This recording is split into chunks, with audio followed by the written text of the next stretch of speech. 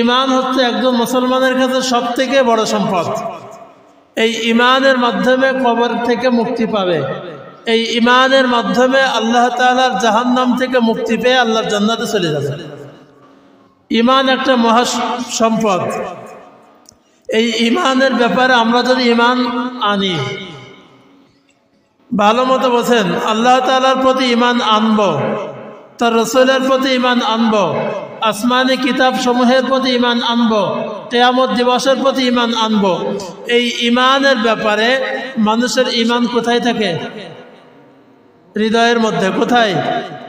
মানুষের ঈমান থাকে হৃদয়ের মধ্যে, কলবের মধ্যে। ভালো মতো বোঝা দরকার। একটা পাত্রে আমরা যদি মূল্যবান জিনিস রাখি, সে পাত্রটা পরিষ্কার হয় না ময়লা হয়? পরিষ্কার। হাজারো স্বর্ণের পাত্র হোক, যদি পাত্রটা ময়লা থাকে, ওই ময়লার মধ্যে যদি বিরিয়ানি রাখেন, খাবেন? ময়লা পাত্রের মধ্যে যদি রান্না করে সুন্দর করে গোশত পাকানো হয়, ওই ময়লা পাত্রে রাখা হয়, কেউ খাবে না। যদি মূল্যবান জিনিস যেখানে রাখি জায়গাটা পবিত্র করে সুন্দর করে রাখতে হয়। এটা বোঝার ব্যাপার। আমরা সকলে ইমানদার দাবি করি, ইমান এনেছি এই কথা বলি, কিন্তু ইমান মানুষের হৃদয়ে থাকে। ওই হৃদয়ের মধ্যে কুফর আর ইমান একসাথে থাকতে পারে না। হৃদয়ের মধ্যে যদি কুফরের ময়লা থাকে, হৃদয়ের মধ্যে যদি মুনাফিকের ময়লা থাকে, হৃদয়ের মধ্যে যদি মুশরিকদের ময়লা থাকে, ওই হৃদয়ের মধ্যে ইমান থাকে না। কারণ ইমান মূল্যবান সম্পদ। ইমান রাখতে হবে পরিষ্কার পরিচ্ছন্ন কলবের মধ্যে। হৃদয়টা ময়লাযুক্ত হলে ওই হৃদয় ইমান থাকে না। আরো বোঝায়, ইমান আনার পূর্ব শর্ত আল্লাহ তাআলা তার রাসূলের মাধ্যমে দিয়ে দিয়েছেন। যে হৃদয়ের মধ্যে ইমান নামক আলো, আল্লাহর বিশ্বাস রাখতে হবে, ওই হৃদয়ের মধ্যে আল্লাহ তাআলা একটা শর্ত দিয়ে দিয়েছেন। ইমান আনার পূর্ব শর্ত কি? আমরা যে ইমান আনবো আল্লাহ তাআলার প্রতি, তার রাসূলের প্রতি, কোরআনের প্রতি ইমান আনবো, ইমান আনতে হলে একটা শর্ত আছে। দেখেন, নামাজ পড়ার জন্য কিছু শর্ত আছে না? আছে। পবিত্রতা অর্জন করতে হয়, নামাজের ফরজগুলো আদায় করতে হয়, হালাল রুজি উপার্জন করতে হয় ইত্যাদি। নামাজের পূর্ব শর্ত আছে, রোজারও পূর্ব শর্ত আছে। ইমান আনার পূর্ব শর্ত হচ্ছে প্রত্যেকটা মানুষের হৃদয়ের মধ্য থেকে সমস্ত তাগুত শক্তি বর্জন করা। আপনার হৃদয়ের মধ্যে যদি ইমান আনি, ইমান আনায়ন করি, তাহলে পূর্ব শর্ত হচ্ছে সমস্ত তাগুত শক্তি বর্জন করে হৃদয়টাকে পবিত্র করা। সমস্ত তাগুত শক্তি, তাগুত আরবি শব্দ, এর বাংলা হচ্ছে বাতিল। বাতিল কাদেরকে বোঝায়? ভালো মতো বোঝেন। কোরআন হাদিসের বাইরে যত মতাদর্শ আছে, কোরআন হাদিসের বাইরে যত দল আছে, কোরআন হাদিসের বাইরে যত নেতা আছে, কোরআন হাদিসের বাইরে যত মত পার্থক্য আছে, কোরআন হাদিসের বাইরে যা আছে সব বাতিল। কোরআন হাদিসের বাইরে কোনো ধর্ম থাকলে সে ধর্ম কি? বাতিল। কোরআন হাদিসের বাইরে যে দল থাকে সেটা কি? বাতিল। কোরআন হাদিসের বাইরে কোনো নেতা থাকলে সে নেতা কি? বাতিল। এই সমস্ত বাতিলদেরকে আরবিতে তাগুত বলা হয়। তা এই সমস্ত বাতিল পন্থীদেরকে এই হৃদয় থেকে আগে বর্জন করতে হবে, ফেলে দিতে হবে। এরপরে ইমানটা হৃদয়ের মধ্যে আসবে। ইমান আনতে গেলে এই হৃদয়টা পরিচ্ছন্ন করতে হবে, পবিত্র করতে হবে। কোনো কুফর, কোনো নেফাক এবং কোরআন হাদিসের বাইরে যত মতাদর্শ আছে সবগুলো এই হৃদয় থেকে বর্জন করে আল্লাহর প্রতি বিশ্বাসের নাম হচ্ছে ইমান। এই জন্য ইমান আনার ক্ষেত্রে, কারণ ইমান যদি না থাকে, আল্লাহ তাআলার প্রতি আন্তরিক বিশ্বাস না থাকে, কোরআনের প্রতি আন্তরিক বিশ্বাস না থাকে, আপনার আমার ইবাদত আমল আল্লাহর দরবারে কবুল হবে? না, এটা বোঝেন। কোনো অমুসলিম যদি একটা ভালো কাজ করে তার বিনিময়ে জান্নাত পাবে? না। পাবে না, কারণ তার কি নাই? ঈমান নাই। কি নাই? ঈমান নাই। ঈমান ব্যতীত কারোর আমল আল্লাহর দরবারে কবুল হয় না। এই জন্য মুসলমানদের জীবনের থেকে, মুসলমানদের সম্পদের থেকে সব থেকে ঈমান আপন, ঈমান বড় সম্পদ। এই জন্য আন্তরিক বিশ্বাসের নাম ঈমান। আর হৃদয়টাকে যদি পরিষ্কার পরিচ্ছন্ন না করতে পারি, ঈমান কিন্তু আসবে না। ঈমানের সাথে আমল করা। কি করা?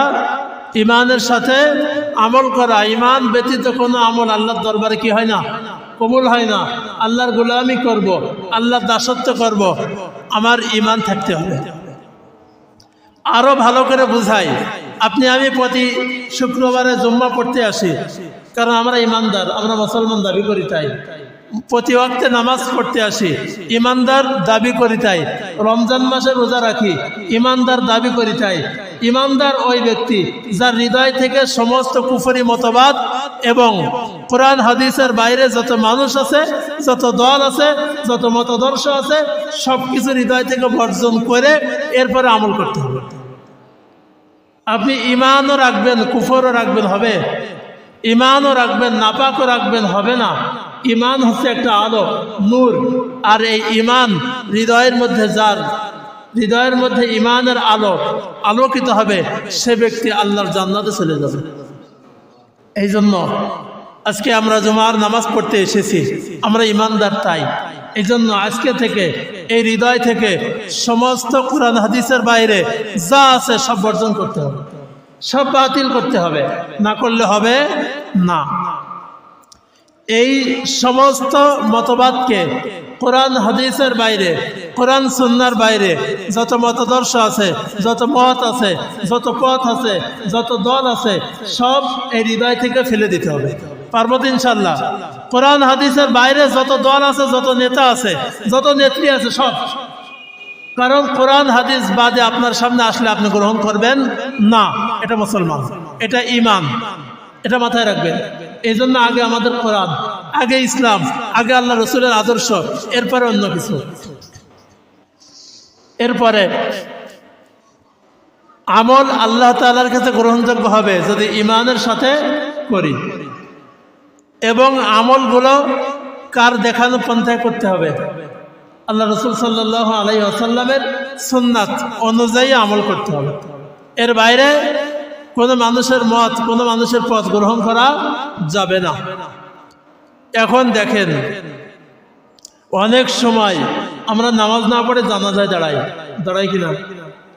দাঁড়াই কিনা? আমরা নামাজ না পড়ে কবর জিয়ারত করতে যাই। নামাজ নেই, রোজা নাই, হজ নেই, যাকাত নাই, আল্লাহর দিন নাই, পবিত্রতা নাই, আল্লাহর কাছে দোয়া করছি। এরম আমল চলে না? এটা স্বার্থের জন্য। আল্লাহর কাছে কাদের দোয়া কবুল হয় আল্লাহ রসুল বলে দিয়েছেন। কোনো বেনামাজির দোয়া আল্লাহ দরবারে কবুল হয় না, কোনো মুনাফিকের দোয়া আল্লাহ দরবারে কবুল হয় না। ইমানদারদের দোয়া, তাকওয়াবান ব্যক্তির দোয়া আল্লাহ দরবারে কবুল হয়। যেগুলো দলে দলে দলে দলে আজ বাংলাদেশে ইন্টারনেটে দেখবেন দোয়া চলছে, শুধু দোয়া। এই দোয়াগুলো সব করতেছে বেনামাজির দল, চাঁদাবাজের দল, সন্ত্রাসের দল। আল্লাহ কি তার দোয়া কবুল করবে? এ কি তামাশা করার কাজ আল্লাহর সাথে? কথা বলেন। এই জন্য যে ইবাদত করব, যে আমল করব, ইমানের সাথে, আল্লাহর পরে আন্তরিক বিশ্বাসের সাথে যে আমলগুলো করব। যদি আমি জুমার নামাজ পড়তে এসেছি, আমি একমাত্র আল্লাহর জন্যই পড়ব, এই হৃদয়ের মধ্যে আন্তরিক বিশ্বাস রাখতে হবে, তাহলে জুমার নামাজটা কি কাজে দিবে। এরপরে আমাদের গুনাহ থেকে বাঁচতে হবে, ইমানের সাথে আমল। এরপরে গুনাহ থেকে বাঁচার, গুনাহ থেকে আমাদের বাঁচতে হবে। একমাত্র নামাজ সমস্ত পাপাচার থেকে বাঁচিয়ে রাখে, সমস্ত গুনাহ থেকে বাঁচিয়ে রাখে। কিসে? নামাজে। যখন আপনি আমি গুনাহ করতে যাব, একটা কথা মাথায় রাখবেন, যে অন্যায়, যে পাপ আপনি আমি করতে যাব, ভাববেন আমার গুনাহের সাক্ষী আমি যে গুনাহটা করতেছি, গুনাহের সাক্ষী 8 জায়গা থেকে আসবে। কয় জায়গা থেকে? 8। আল্লাহ ব্যতীত, আল্লাহ তো সব জানেন, আল্লাহ ব্যতীত মানুষের এক একটা গুনাহের সাক্ষী 8 জায়গা থেকে আসবে। কয় জায়গা? 8। ভালো মতো বোঝেন। একটা গুনাহ করতেছেন, আপনার সাক্ষী কিভাবে হচ্ছে দেখেন। যে জমিনে দাঁড়ায় গুনাহ করছেন, ওই জমিন আপনার বিরুদ্ধে সাক্ষী দিবে। মাটির উপরে যে জায়গায় দাঁড়াই আমরা কি করি? গুনাহ করি, অন্যায় করি, পাপ করি, ওই জায়গা আপনার বিরুদ্ধে সাক্ষী দিবে। কে বলছেন? ইয়াউমা ইদিন তুহাদ্দিসু আখবারাহা। মাটি তার বৃত্তান্ত আল্লাহ তাআলার কাছে পেশ করতে থাকবে। ওয়াকাল আল ইনসানু মা লাহা। মানুষ বলবে মাটির কি হলো, এ জমিনের কি হলো, আজকে আমার বিরুদ্ধে সাক্ষী দিচ্ছে। তাহলে যখন গুনাহ করব আমরা এটা ভাববো যে জমিনে দ্বারা আমি গুনাহ করতেছি, ও জমিন কার কাছে সাক্ষী দিবে? আল্লাহ তাআলার কাছে। বাঁচার কিন্তু উপায় নাই, গুনাহ ছাড়তে হবে, অন্যায় ছাড়তে হবে, পাপাচার ছাড়তে হবে। 2 নাম্বার, আপনার হাত সাক্ষী দিবে, আপনার চোখ সাক্ষী দিবে, কান সাক্ষী দিবে, পা সাক্ষী দিবে।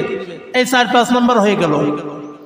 দেখেন সূরা ইয়াসিন আল্লাহ বলছেন আল ইয়াউমা নাখতিম, ওই দিন কিয়ামতের দিন, নাখতিম মানুষের জবান বন্ধ করে দেব। কারণ মানুষের স্বভাব মিথ্যা কথা বলা। কি স্বভাব না? কিয়ামতের ময়দানে বলবে আল্লাহ এই গুনাহ করিনি, বলবে কি না?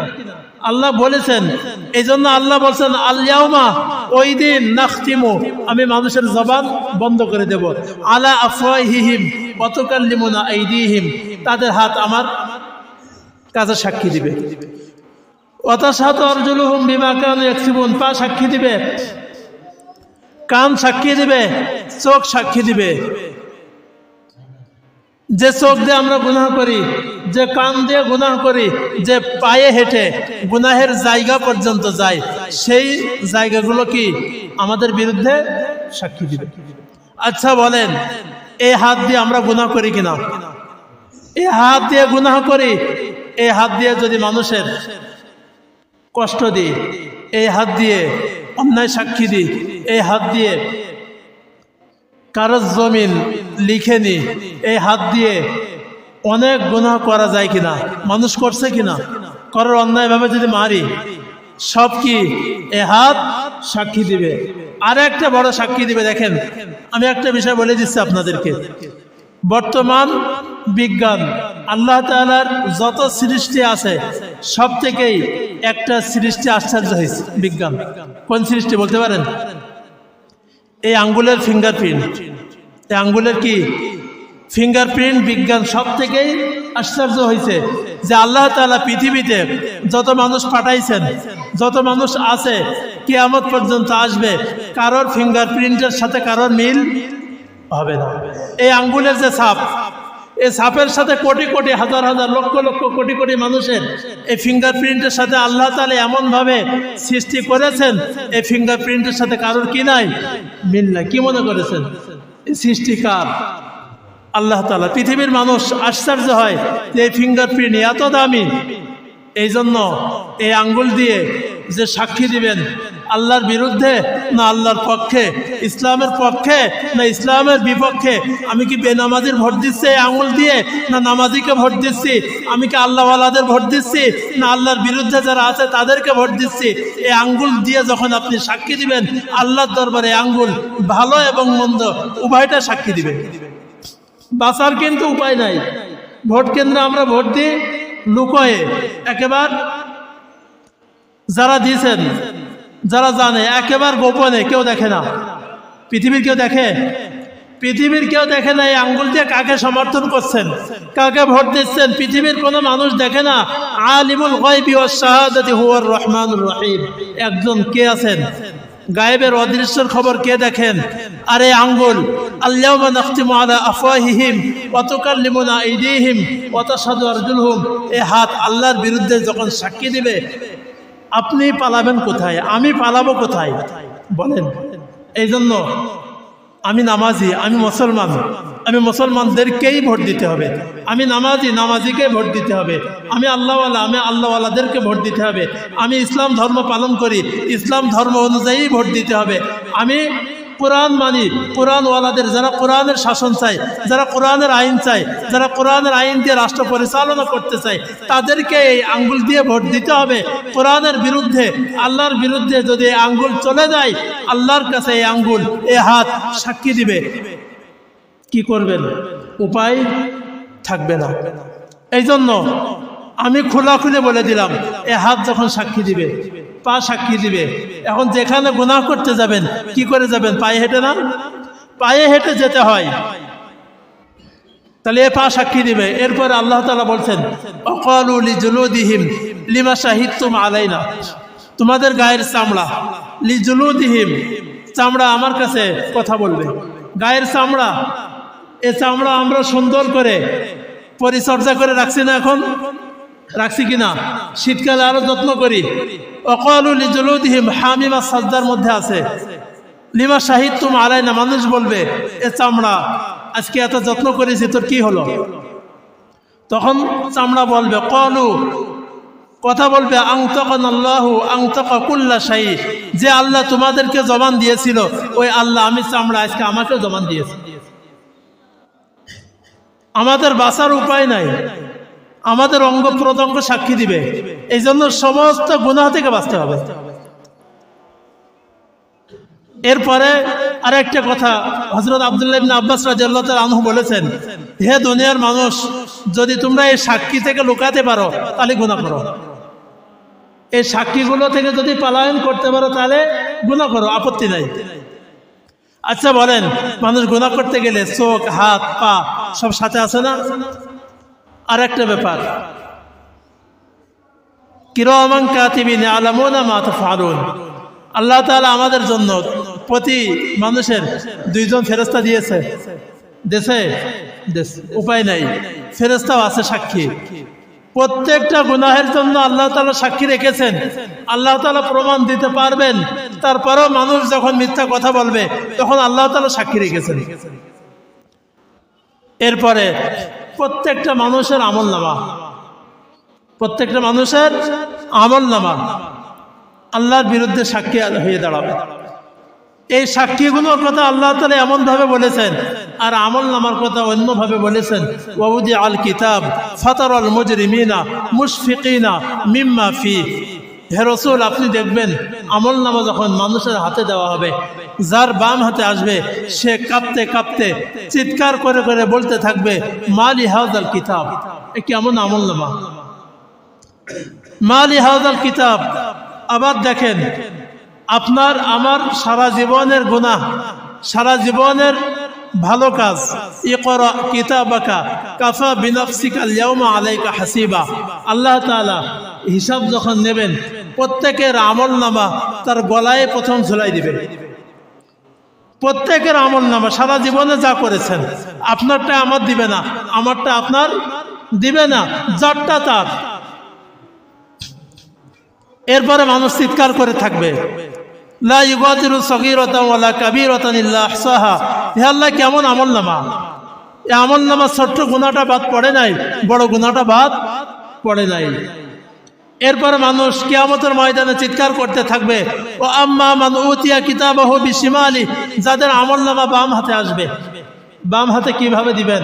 আব্দুল্লাহ ইবনে আব্বাস রাদিয়াল্লাহু তাআলা আনহু বলছেন, যাদের আমলনামা বাম হাত আসবে, বাম হাতটা পিঠ ছিদ্র করে, বুক ছিদ্র করে এই ভিতর থেকে বের করে আনবে।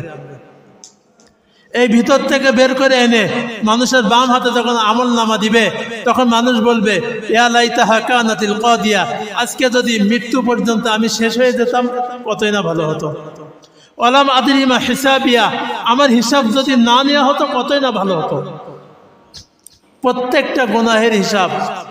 এরপরে মানুষ চিৎকার করে বলতে থাকবে কিয়ামতের ময়দানে, হালাক ওয়ালাম আদরি মা হিসাবিয়া ইয়া লাইতাহা কানাতিল কাদিয়া মা আগনা আন্নি মালিয়া, যারা দুনিয়ার সম্পদের বড়াই করে, আজকে আমার ধন সম্পদ আমার জাহান্নামের আগুন থেকে বাঁচাতে পারছে না। হালাক আন্নি সুলতানিয়া, আজকে আমার ক্ষমতাও শেষ। কিয়ামতের ময়দানে বিচার হবে, দুনিয়ায় বিচার হয়, দুনিয়ার টাকার মাধ্যমে, ক্ষমতার মাধ্যমে বিচার পাল্টানো যায়, যায় কিনা? যায়, যাচ্ছে, মানুষ করেছে। ওই বিপদগ্রস্ত মানুষগুলো কিয়ামতের ময়দানে বলবে, হালাকা আননি সুলতানিয়া, আজকে আমার ক্ষমতা আমাকে বাঁচাতে পারছে না, শেষ। এই জন্য প্রত্যেকটা গুনাহের সাক্ষী যেমন থাকবে, আমাদের আমলনামা আমাদের বাম হাতে যদি না আসে, এই জন্য যে কথাগুলো বললাম, আমলনামা, আমাদের হাত, আমাদের পা, সারা অঙ্গ প্রত্যঙ্গ আল্লাহর আদালতে আমাদের বিরুদ্ধে সাক্ষী দিবে। এই জন্য সমস্ত পাপাচার থেকে, সমস্ত গুনাহ থেকে বাঁচতে হবে। এই সমাজের, এ রাষ্ট্রের যত অন্যায় আছে, যত পাপাচার আছে, মানুষের নিরাপত্তা, মানুষের জানের নিরাপত্তা, মানুষের সম্পদের নিরাপত্তা, একটা মানুষের ইজ্জতের নিরাপত্তা, সম্মানের নিরাপত্তা একমাত্র কোরআন ছাড়া, আল্লাহর বিধান ছাড়া মানুষকে নিশ্চিত কেউ দিতে পারবে না। আপনার আমার সম্মান, আপনার আমার মর্যাদা, আপনার আমার জান, আপনার আমার মান, সবগুলো কি সম্মান, ইজ্জত, এগুলো একমাত্র কোরআনই দিতে পারে, দিয়েছে। আর কোন তন্ত্র মন্ত্র, কোন আইন দিতে পারে নাই, যুগে যুগে। এই জন্য বর্তমান সময়ে, বর্তমান বাংলাদেশে আলেমরা এই কোরআনের শাসন ব্যবস্থা পরিচালনা করার জন্য চেষ্টা করছে, সাধনা করছে। আমরা যেন সেই কাতারে সামিল হতে পারি। কারণ দেখেন, যুগে যুগে স্বার্থান্বেষী মানুষগুলো যখন আল্লাহ রসুল সাল্লাল্লাহু আলাইহি ওয়াসাল্লাম থেকে শুরু করে কোরআনের শাসন ব্যবস্থা প্রতিষ্ঠা করার জন্য চেষ্টা করে, তখন ধর্ম ব্যবসায়ী, বিভিন্ন জঙ্গি ইত্যাদি সন্ত্রাসী এইগুলো অপবাদ দেয় কিনা? দেয় কিনা? দেয়, দিবে। আল্লাহ রসুলকেও দিয়েছে, সাহাবা ইকরামদেরকেও দিয়েছে, যুগে যুগে এভাবে দিতে থাকবে। কিন্তু মুসলমানদের কাজ অব্যাহত থাকবে না বন্ধ হয়ে যাবে? অব্যাহত থাকবে। এই জন্য দেখেন, কিছু মানুষের ধারণা, আজকে আলেমরা এখানে এসলো কেন? আলেমদের তো মাদ্রাসা, মসজিদ, এর মধ্যে সীমাবদ্ধ থাকার কথা। মানুষের ধারণা, আমি বোঝানোর জন্য বলছি, তাদের ধারণা আলেমরা নামাজ পড়াবে, আমরা ইমামতি করব, ধারণা ইমামতি করব, মানুষের বিয়ে পড়াবো, তাই তো? কয়দিন পরে বাচ্চা কাচ্চা হবে, আমরা আজান দিব, এরপরে গ্যাঞ্জাম ঝামেলা হলে তালাক মিটাবো, এরপরে মরে যখন চিৎপটাং হবে জানাজা পড়াবো। এর বাইরে আমাদের কাজ নাই। ধারণা মানুষের এরকম, তাই না? দেখেন, আল্লাহ রসুল সাল্লাল্লাহু আলাইহি ওয়াসাল্লাম ইমামতি করেছেন, রাষ্ট্রও চালাইছেন। আল্লাহ রসুল মসজিদের ইমাম ছিলেন, রাষ্ট্রের ইমামও ছিলেন। আল্লাহ রসুল জানাজা পড়াইছেন, রাষ্ট্র চালাইছেন। আল্লাহ রসুল বিবাহ শাদী করাইছেন, রাষ্ট্র চালাইছেন। আল্লাহ রসুল যেভাবে, যেখানে যে ভূমিকা রেখেছেন, মুসলমানদের ওইভাবেই ভূমিকা রাখতে হবে। এটা আল্লাহ রসুলের দেখানো পথ। মানুষের জানমালের নিরাপত্তা আসলে এখনো নাই, আছে? নাই। সাদাবাদ, সন্ত্রাস এই জমিনে বাড়তে আছে, কমবে না, একমাত্র কোরআন ছাড়া। আমি কোনো ব্যক্তির কথা বলেছি? কোনো দলের কথা বলেছি? না। কোনো দলের, কোনো মানুষের এজেন্ডা বাস্তবায়ন করার জন্য আল্লাহ তাআলা পাঠান নাই। আল্লাহ তাআলা বলেছেন, কোরআনের শাসন ব্যবস্থা চালু করে দাও। এই কোরআনই মানুষ তৈরি করে দেবে। এই কোরআন শোনার মানুষ তৈরি করে, কোরআন চোর বাটপার তৈরি করে না। এই জন্য আমাদের সকলকে কোরআনের কাছে ফিরে আসতে হবে, আল্লাহর দ্বীনের কাছে ফিরে আসতে হবে, আল্লাহ রসুলের নীতি আদর্শের কাছে ফিরে আসতে হবে। আল্লাহ তাআলা যেন আমাদেরকে মৃত্যুর আগ পর্যন্ত আমাদের আমল নামা যাতে ডান হাতে আসে, আল্লাহ তাআলা যেন আমাদেরকে সেই তৌফিক দান করুক। সকলে বলে আমিন। ওয়া আখিরু দাওয়ানা আলহামদুলিল্লাহি রাব্বিল আলামিন। সকলে সুন্নাত আদায় করুন।